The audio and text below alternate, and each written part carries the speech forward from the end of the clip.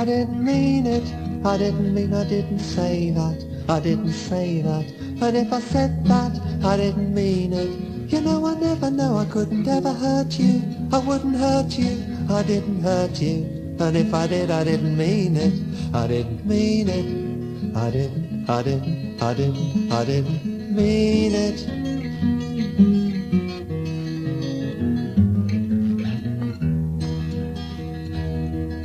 I don't know how it started, it was like a thunder dart out of a clear and peaceful blue. I may have made a joke, was that a reason to explode? You must have known it wasn't aimed at you. You said I put you down, of course I laughed and called you daft, and then it seemed to escalate. But let's get it straight, it was you who threw the first plate. I didn't mean it, I didn't say that, I didn't say that. And if I said that, I didn't mean it. You know I never know, I couldn't ever hurt you, I wouldn't hurt you, I didn't hurt you. And if I did, I didn't mean it, I didn't mean it, I didn't mean it.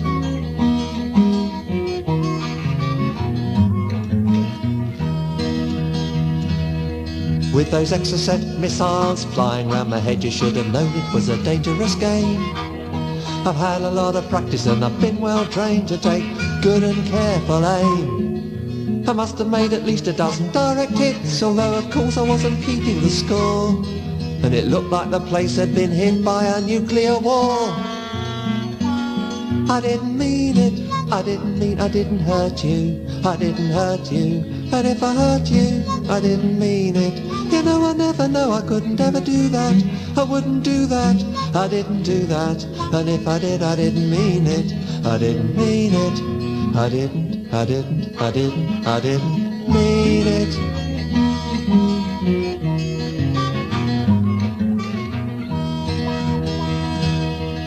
You told me if I loved you I'd know what you really wanted. Wasn't that just another attack? You said I ought to leave, and then you said that if I did I better never come back. And how was I to know that when you told me I should go you really wanted me to stay? I've got no pride, and why do I have to be the one to give way? I didn't mean it, I didn't do that, I didn't do that. And if I did that, I didn't mean it. You know I never know, I couldn't ever leave you, I wouldn't leave you, how could I leave you? And if I did, I wouldn't mean it, I wouldn't mean it, I wouldn't mean it.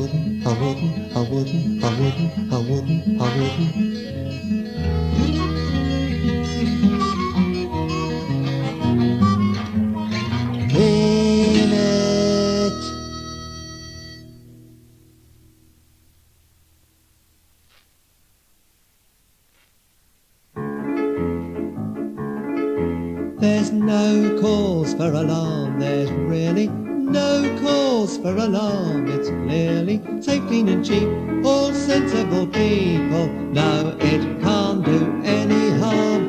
The facts have been collated and the figures calculated and the risks evaluated and the findings validated, and our experts vindicated, for they clearly demonstrated that the dangers to the public have been much exaggerated. So stay cool and stay calm, for there is no cause for alarm. First, we'd like to put an end to this unfounded speculation concerning the emission of low-level radiation. Now this is just routine, indeed the dose is well below the maximum permissible laid down by those who know.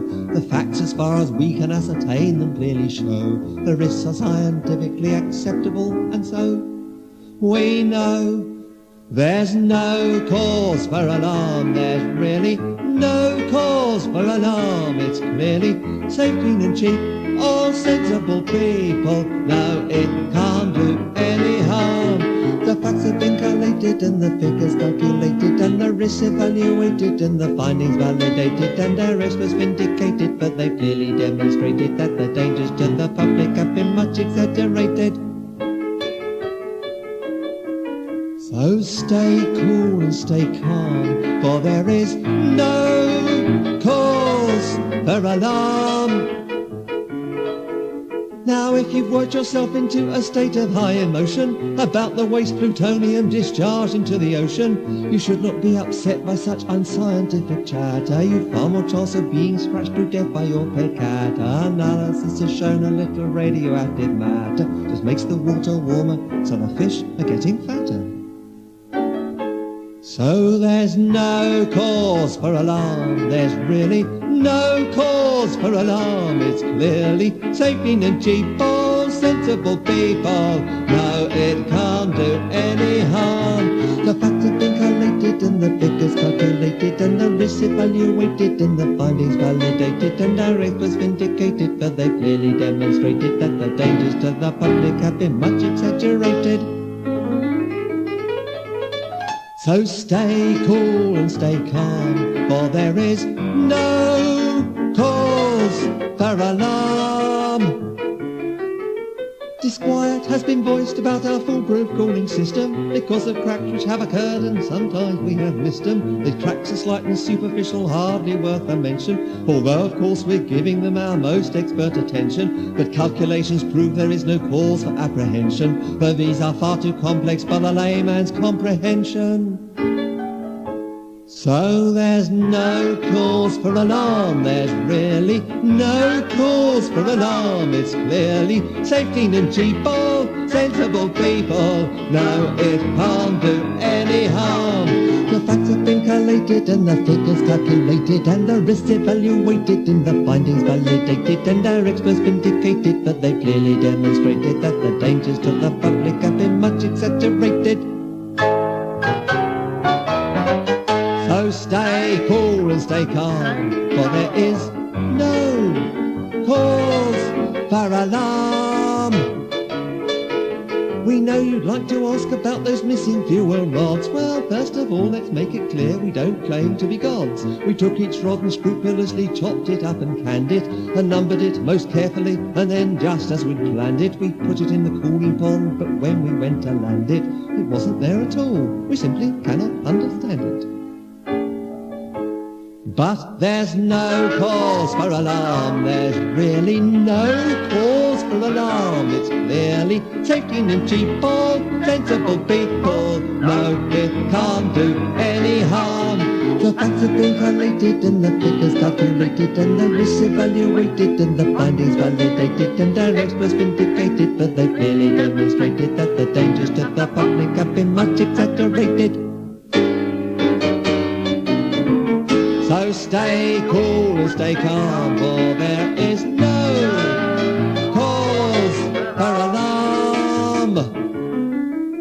We're very often asked about disposal of the waste. Indeed, this is a problem and of course it's being faced. We're working on it daily with resource and dedication, examining a process which we call vitrification, methodically testing every granite rock formation, investigating ocean beds and solar exploration. We're working in the field of dematerialization and following developments in prestidigitation, and now at last we feel we're in a breakthrough situation. For the final solutions in the process of creation. So there's no cause for alarm, there's really no cause for alarm. It's clearly safe and cheap for sensible people. No, it can't do any harm. The facts have been collated and the figures calculated and the risks evaluated and the findings validated and our experts vindicated, but they clearly demonstrated that the dangers to the public have been much exaggerated. So stay cool and stay calm, for there is no cause for alarm.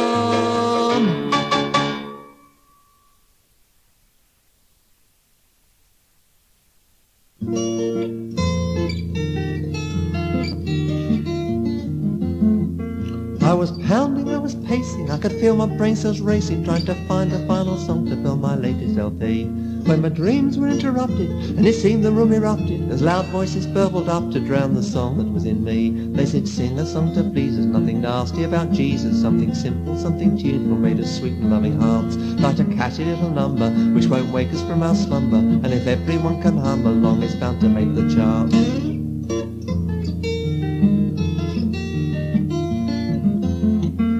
The man with ears of vinyl, here's a contract you just sign on guarantee. If you produce the goods, $1 million sale. If you want to write a smash it, see what's selling, then rehash it. For the sound that fits the fashion is the sound that cannot fail. Just be vague or better vaguer. Hey, a gypsy lover's plaguer. Well then moan like Leonard Cohen. What that introverted drain, all that meaningfully hollowed in. I bet you'd like his following, and we can sell our wallow in self-pity, angst and pain.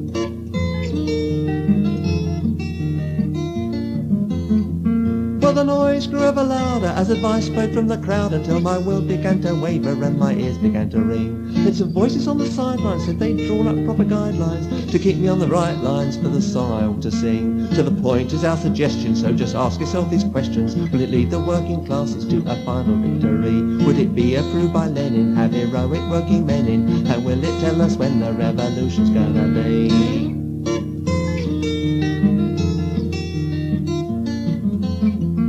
I heard these hearty bellows, and up jumped 3 jolly fellows. They were hauling on the bowling, swinging tankers through the air. They said, sing us something folky, something jolly, something jokey, or else lyrical and low-key about maidens who are fair. Nothing critical, political, satirical, or spiteful. Make it pleasant and delightful, just an earful of goo. We want a song to reassure us, with an all-together chorus, and we don't need words to bore us. Fa la la la lay will do.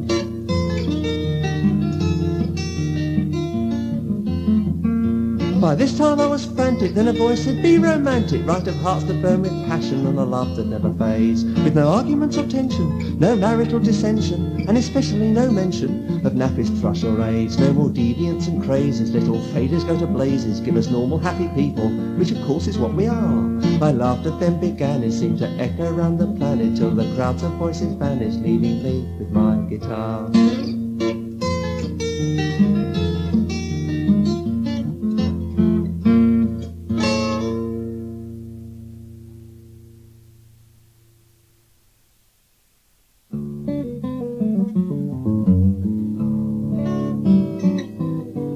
Climb up Snowdon in a snowstorm with the temperature 10 below zero, and I'd claw my way up precipices like a regular mountaineer.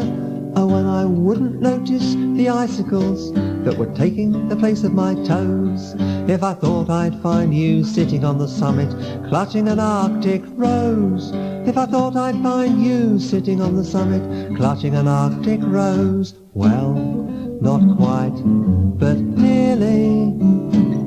And I'd queue for 30 days outside the Albert Hall for the last night of the proms. And I'd brave the hope and glory mob with their red, white and blue tom-toms, waving their little Union Jacks, everyone an embryonic Enoch Powell, just to watch you playing your concerto number 1 for electric light bulb and towel. Just to watch you playing your concerto number 1 for electric light bulb and towel. Well, not quite, but nearly. And I'd row to the other ends of the earth in my coracle tempest-tossed. And when I struck a coral reef and it seemed that all was lost, I'd swim the shark-infested seas till I felt like a washed-out squeegee. But it would be worth it just to see you shinning up coconut palms on Fiji. It would be worth it just to see you shinning up coconut palms on Fiji. Well, not quite, but nearly.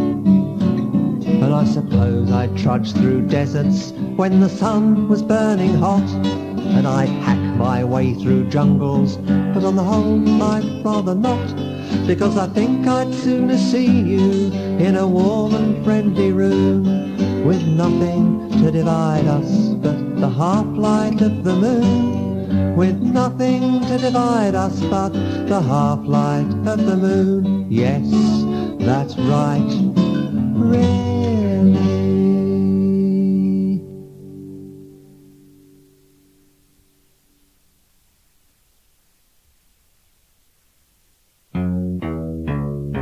heard it on the radio, I saw it on TV, I read it in the papers, and that's good enough for me.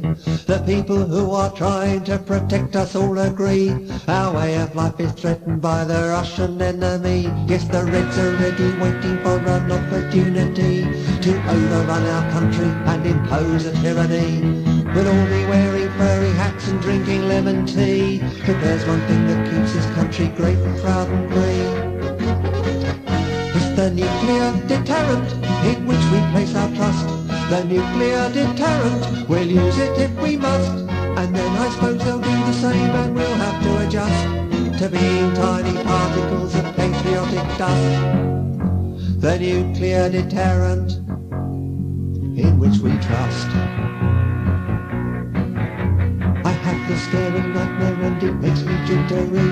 The Reds have taken over and they've issued a decree abolishing the institutions of democracy. Like Robin Day, the Daily Mail, the household cavalry, I dream they've banned the bastions of British liberty. The Stock Exchange, the House of Lords, our sacred monarchy, the Garden Club and even, God forbid, the BBC. And then I wake and know there's one thing keeps us safe and free. It's the nuclear deterrent, it banishes all fear. The nuclear deterrent, let fools and traitors sneer. But whether you're a humble pleb or an exalted peer, your way of life's defended, so give a rousing cheer. For the nuclear deterrent banishes fear. It's kept the peace for 40 years, that circular refrain keeps blasting in my eardrums and battering my brain. But still I get to thinking, I think no one's ever shown why the Russians should invade us. They've got problems of their own. And isn't it a crying shame the billions that we spend to deter a so-called enemy who could just be a friend? And what about all those countries that still haven't begun to acquire nuclear weapons and they've not been overrun? There's Switzerland, they're not prepared to wage a nuclear war, so what's kept the peace for them for 100 years or more? They must have a deterrent, the gnome, the alpenstock, and then of course I realised it is the cuckoo clock. The cuckoo clock, buy one without delay. Let's turn our nuclear missiles into cuckoo clocks today. And as for cruise and try and play those murderous toys away, the 40 million cuckoo clocks will keep the Reds at bay. The cuckoo clock, the cuckoo clock, hip hip hooray!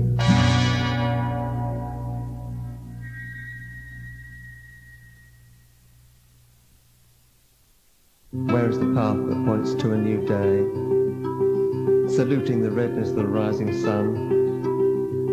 There are no paths, their maps are out of date. Instead of fields of ripening corn, barbed wire and a locked gate. There is no way back, no way down to the river. We must go on, the footpaths have gone, throw the maps away. And still they pursue me, they give me no rest, wagging their pendulum fingers, it's always the same. And counting and counting and counting in strict time, is it some sort of game, is it some sort of test, they give me no rest. Is it for me that they count up the children who play in the park? Or perhaps for the red poppies that shine in the dark? Hide your eyes, I say, and race away to a new hiding place. The count continues.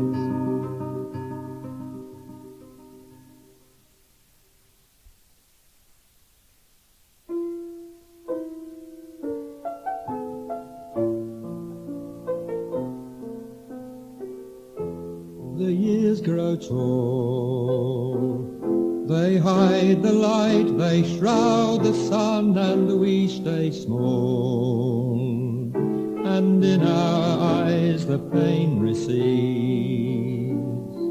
the passion dies, a face we knew, the smile we loved, the hands we touched when time was new, are nowhere seen. The branching years have come between. We sowed a wild garden, there we drowned in summer perfume sweetening the air. We made time drunk with with dreams and scattered seeds of brightness everywhere. Love will change the world, and love will never change. We believe, we believe. The years grow tall, they hide the light, they shroud the sun, and we stay small. And in our eyes the pain recedes, the passion dies, the face we knew, the smile we loved, the hands we touched when time was new, are nowhere seen. The branching years have come between. Now in my marble garden silence grows, and spider shadows gather everywhere. Still in the distance see the spark that burns the darkness from the air. Soon will come the day when love will overcome. We believe, we believe.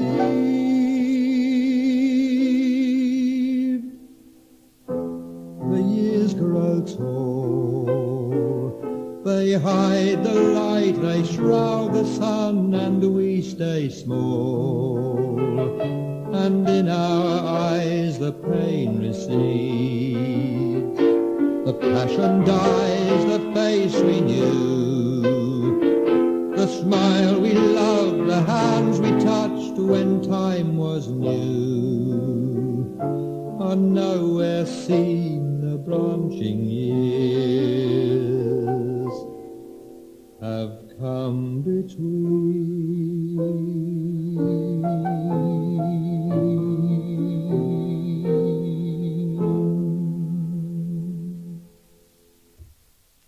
Batons swoop, sirens blare, the uniforms are everywhere.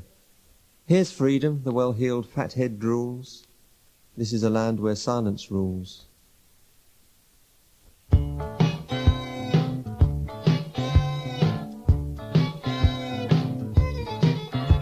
Now listen, children, while I sing this ballad I've just made about a Peter, right, not rabbit, a spycatcher by trade.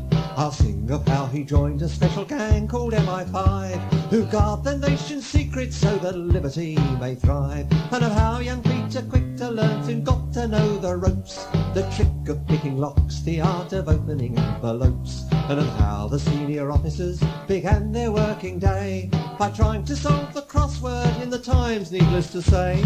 But of all the strange things I relate, the strangest thing to me is that this doggerel I'm singing contravenes the rule of three. For Nanny, God bless Nanny, thinks it wouldn't do for you to know about the naughty things that grown-up people do. SF, Special Facility, was Peter's favourite toy, and night and day he played with it like any little boy. The tapping phones and bugging rooms were things he loved the best. 5 years, says Wright, we bugged and burgled at the state's behest. They bugged the Russian embassy, which wasn't very chic, so they bugged the French, the Chinese, the Egyptian and the Greek. They bugged Khrushchev's room in Claridge's and listened in with care, while Kate decided on his tie and how to part his hair. They bugged colonial conferences, then they turned their minds to keeping tabs on militants and leftists of all kinds. Trade unionists and students were the targets of their wiles. They burgled CP members' homes and stole the party's files. And what did it add up to? And what did it avail? All this bugging and burgling and intercepting mail. Did it save us from the Russians? Did it help to keep us free? Did it keep this country green and pleasant? Did it buggery? But of all the strange things I relate, the strangest thing to me is that this doggerel I'm singing contravenes the rule of three. The Nanny, God bless Nanny, thinks it wouldn't do for you to know about the naughty things that grown-up people do. trouble was, says Wright, that we often were misled, and the Russians always seemed to be a step or two ahead. But whatever MI5 knew, the Russians knew it too. And when we knew, they knew, they knew, we knew, they knew, we knew. Penkovsky, was he theirs or ours, a triumph or a con? So back and forth and round the mazy dance went on, while Peter set up Operation Sunshine Pig Group Choir. Dew and Mole were lovely names and saw them all misfire. But of all the strange things I relate, the strangest thing to me is that this doggerel I'm singing contravenes the rule of three. But Nanny, God bless Nanny, thinks it wouldn't do for you to know about the naughty things that grown-up people do. I hear the worst, says Peter, and this I can't forgive. For years this Secret Service has been leaking like a sieve. The evidence is growing, there is someone placed on high who is tipping off the Russians, a traitor and a spy. Is it Mitchell? Is it Hollis? The outfit's own DG. Incredible, I hear you say, but Wright would not agree. His finger points to Hollis, I'll unmask him if I can. He's ex-public school and Oxford, and I never liked the man.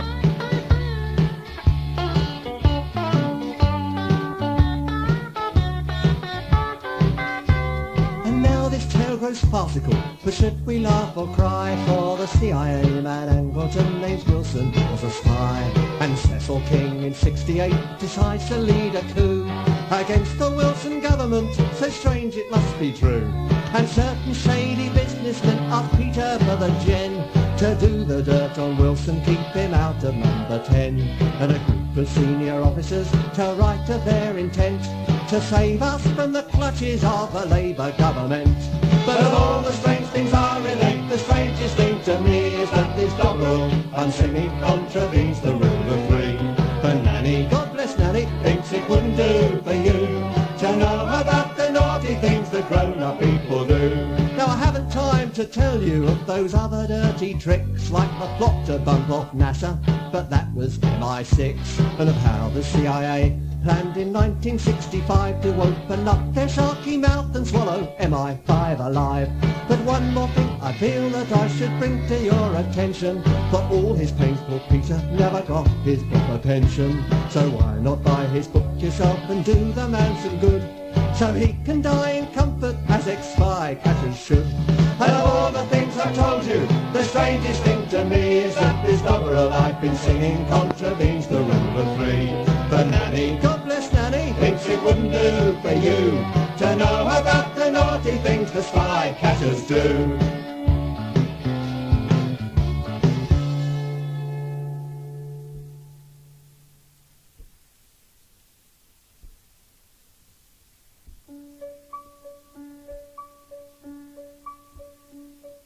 Susie fights policeman.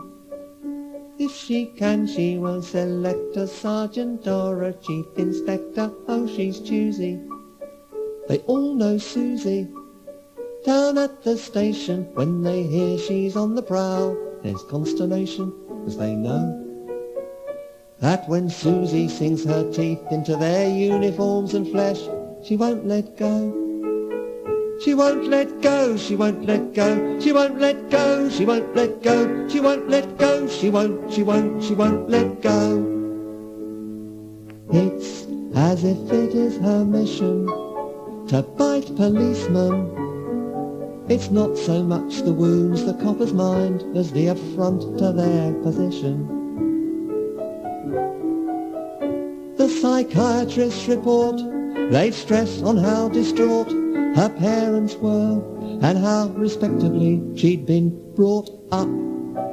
You're not a criminal, not wicked, just confused, he said, and laid a hand upon her arm and took a look inside her head. We are your friends, and I assure you that we understand you better than you understand yourself, and with your cooperation we can cure you.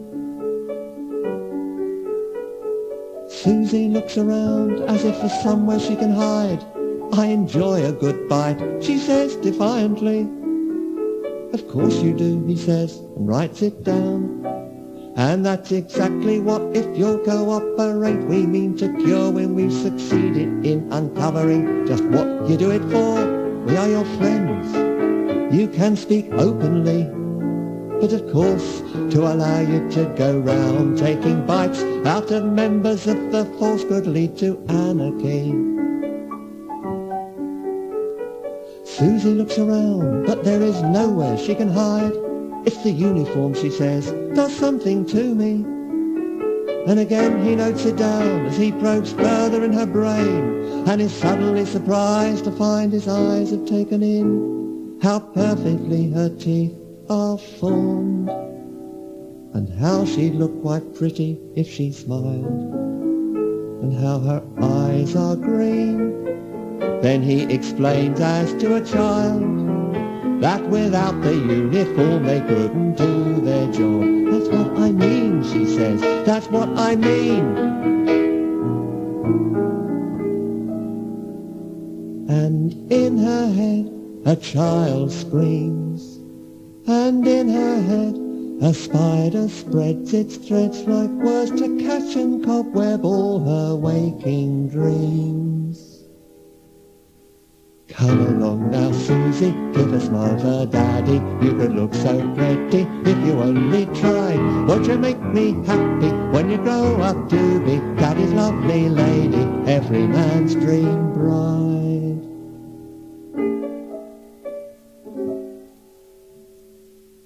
Susie bites policeman.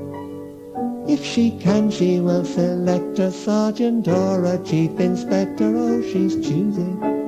They all know Susie. Down at the station, when they hear she's on the prowl, there's consternation, 'cause they know that when Susie sinks her teeth into their uniforms and flesh, she won't let go. She won't let go, she won't let go, she won't let go, she won't let go, she won't let go, she won't let go. It's as if it is her mission to bite policemen. It's not so much the wounds the coppers mind as the affront to their position. Susie watches from behind a screen, which means her mind is out of reach of the man whose brain is trained to find out, and whose reason is as sharp as a dissecting knife to slice away the core of craziness and lead her back to life for your own good. Please believe me, if you persist in being obstinate, you'll leave us with no choice but to have you locked away, and that would grieve me. Susie, in her hiding place, keeps silent as a stone, and then she hears him say, "What will become of you?" His dream is to wake her from her dream, and so he tells her that these pills are what the treatment now requires to help her exercise control over her fears and her desires for your own good. You need society, for when we're trapped in our fantasies, we may think we can fly instead of learning to adapt to the reality. Susie, in her hiding place, holds silence like a stone as she sees his shadow grow to tower over her. And still he tries to break the spell, and still the words flow on as she sees him rise to giant size between her and the sun. And when he reaches out to steal her soul, she sinks her perfect teeth into his arm. How can he ever know she doesn't mean him any harm? As in her eyes he dwindles down to baby size. She won't let go, he yells, she won't let go. Still in her head a child screams, and in her head the spider spreads its threads like words to catch and cobweb all her waking dreams. Now you've made me angry, no one loves you, Susie, when you're being moody, when you're being wild. Who would want to marry someone who's so surly? I don't know what will become of such a child.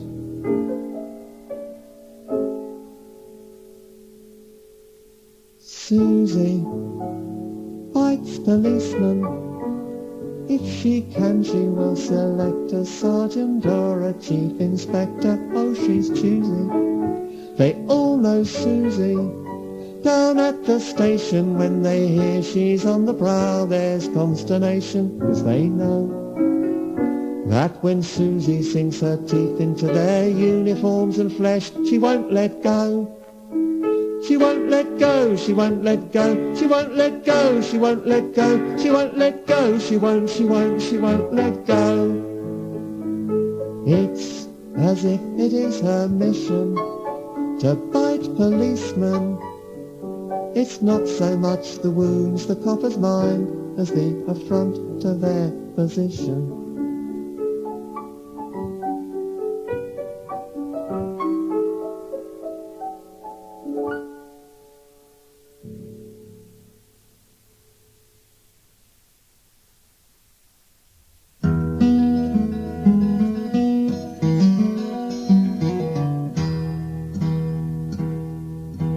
That bridge cannot break, that's what the experts said.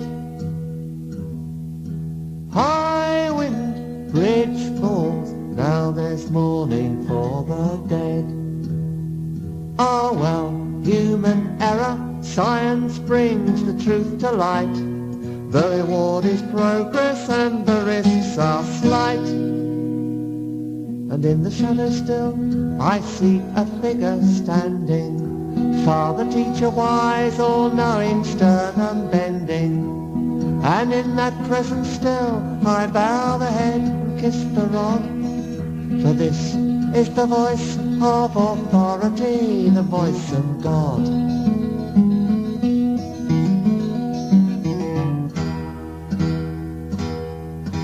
That ship cannot sink, that's what the experts said. Cold collision at the bottom of the ocean lie the dead. Ah well, human error, history will not forget, and the challenge of the future must be met. And in the shadow still I see a figure standing, teacher, father, wise, all-seeing, stern, unbending. And in that presence still I bow the head and kiss the rod, for this is the voice of authority, the voice of God.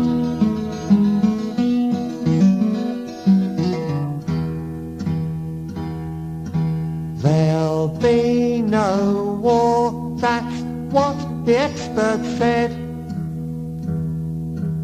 Bombs falling, cities burning, voices calling for the dead. Ah well, human error, the price of freedom must be paid. The glory of their memories will never fade. And in the shadow still I see a figure standing, leader born to rule, far-seeing, stern, unbending. And in those shadows still I bow the head and kiss the rod, for this is the voice of authority, the voice of God.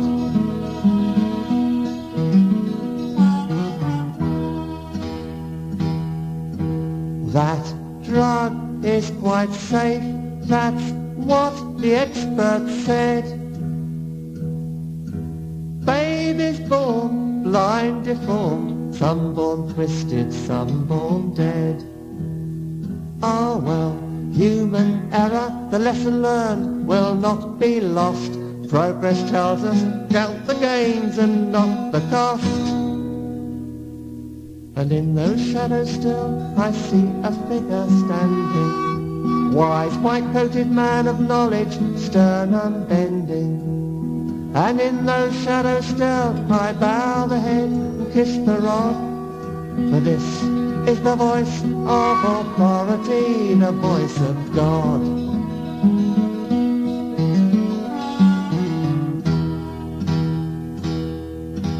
Nuclear power is the future, that's what the experts say.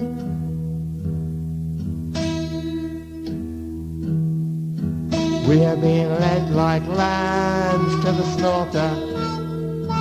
We are being led by the blind, the deaf and the dead, into the rat trap and the fallout shelter.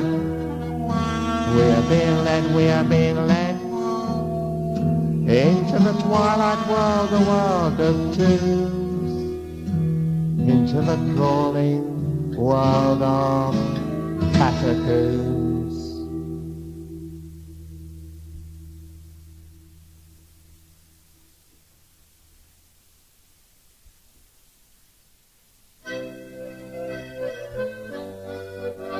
When you in the world you've a dream that is wild, and they tame you and mould you till one day, behold, your obedient soldiers, commuters, consumers. Reality rules and there's no room for dreamers. They teach you your place in the obstacle race, with the prize that you chase always just out of reach, and you're urged on by megaphone voices that offer you choices that are not your own. Only listen for the voice that lives inside you. Like a songbird in a cage, it waits in silence. Find the key to set it free and soaring skywards. Now the sky is filled with voices, hear them sing beside you. If the powers that be in their wisdom decree that you're no longer needed to feed the machine, the wheel turns, you're dismissed. If you dare to resist, there are walls, there are laws that confuse you and bruise you. They'll label you scroungers and wasters and spongers. They'll call you subversives, red traitors, and the worst if you don't fit the norm. If you always don't conform to the rules, then you're out of the game. Only listen for the voice that lives inside you. Like a songbird in a cage, it waits in silence. Find the key to set it free and soaring skywards. Now the sky is filled with voices, hear them sing beside you. The way they've arranged things, you think you can't change things. You're one, you're just you, and whatever they do, don't forget to remember you're a name, not a number, and no one can think for you, dream for you, speak for you. Don't let them bind you down, don't let them grind you down, don't let them mold you till one day, behold, your obedient tools, your commuters, consumers, and reality rules out your dreams. Only listen for the voice that lives inside you. Like a songbird in a cage, it waits in silence. Find the key to set it free and soaring skywards.